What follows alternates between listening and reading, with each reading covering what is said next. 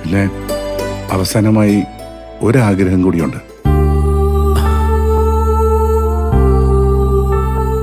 അധികമായി പോകുമെന്ന് കരുതി ആരോടും ഇതുവരെ പറഞ്ഞിട്ടില്ല.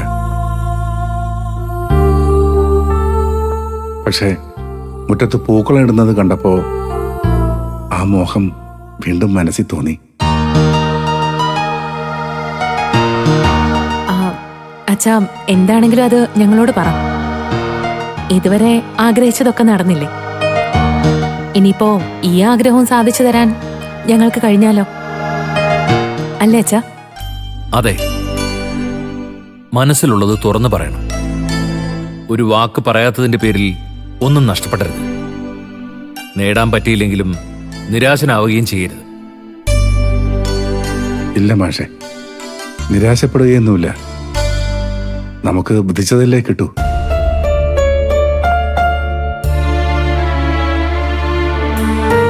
ഈ വരുന്ന തിരുവോണ ദിവസം കൂടി എനിക്കെന്റെ കുടുംബത്തോടൊപ്പം കഴിഞ്ഞാൽ കൊള്ളാമെന്നുണ്ട്.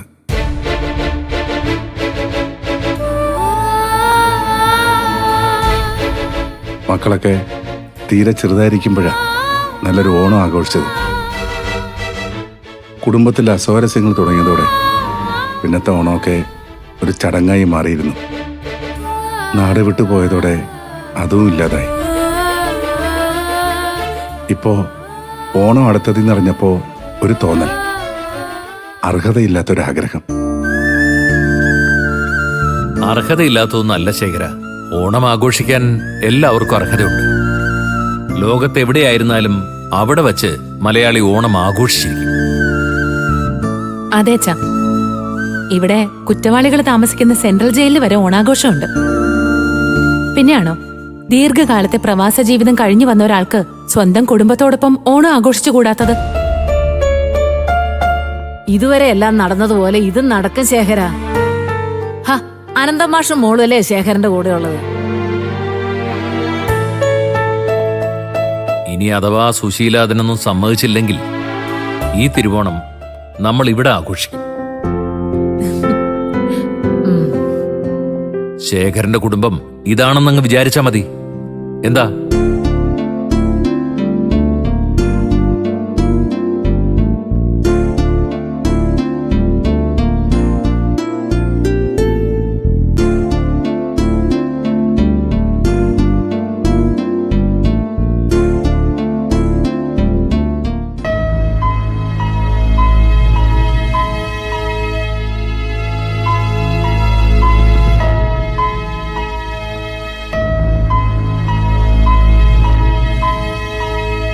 ജോസഫേട്ടൻ ഇവിടെ ഉണ്ടായത് ഞങ്ങൾക്ക് വലിയ സഹായമായി. അല്ലെങ്കിൽ ഇത്ര വേഗം എല്ലാം ശരിയാവില്ലായിരുന്നു. എല്ലാം ദൈവസഹായം എന്ന് പറഞ്ഞാൽ മതി. ഇല്ലെങ്കിൽ ഇന്ദ്രനെങ്കിലും ആവശ്യമായി കണ്ടുമുട്ടുമെന്ന് ഞാൻ ഒട്ടും പ്രതീക്ഷിച്ചതല്ല. ഞങ്ങൾ അദ്ദേഹത്തെ നിർബന്ധിച്ച് മാറ്റുന്നൊന്നുമല്ല. അദ്ദേഹത്തിന്റെ കൂടെ ആവശ്യമാണ് ഇങ്ങനൊരു സ്ഥലത്തേക്ക് മാറണം എന്നുള്ളത്. ഡൊണേഷൻ നൽകി വരുന്ന മിക്കവരും പറയുന്നത് അങ്ങനെ തന്നെയാ, അല്ലാത്തവരും ഉണ്ട്. ഞങ്ങൾ എല്ലാ മാസവും വന്ന് അദ്ദേഹത്തിന്റെ കാര്യങ്ങളൊക്കെ അന്വേഷിച്ചോളാം. ആവശ്യമുള്ള കാര്യങ്ങളൊക്കെ ചെയ്തു കൊടുക്കുകയും ചെയ്യാം. അങ്ങനെ ചെയ്താൽ നല്ലത്. എല്ലാവരും ആദ്യം ഇതൊക്കെ തന്നെ പറയും, പിന്നീട് ആരെയും ഇങ്ങോട്ട് കാണാറില്ല.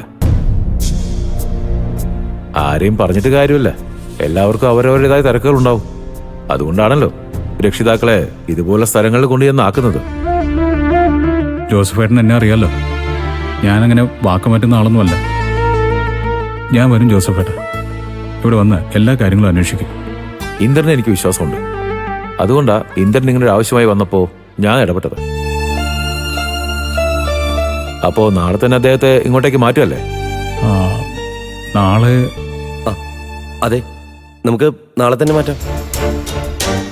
എന്തിനാ വേറെ തയ്യാറെടുപ്പൊന്നും വേണ്ടല്ലോ. അദ്ദേഹം ഏത് നിമിഷം ഇറങ്ങാൻ തയ്യാറായി നിൽക്കല്ലേ.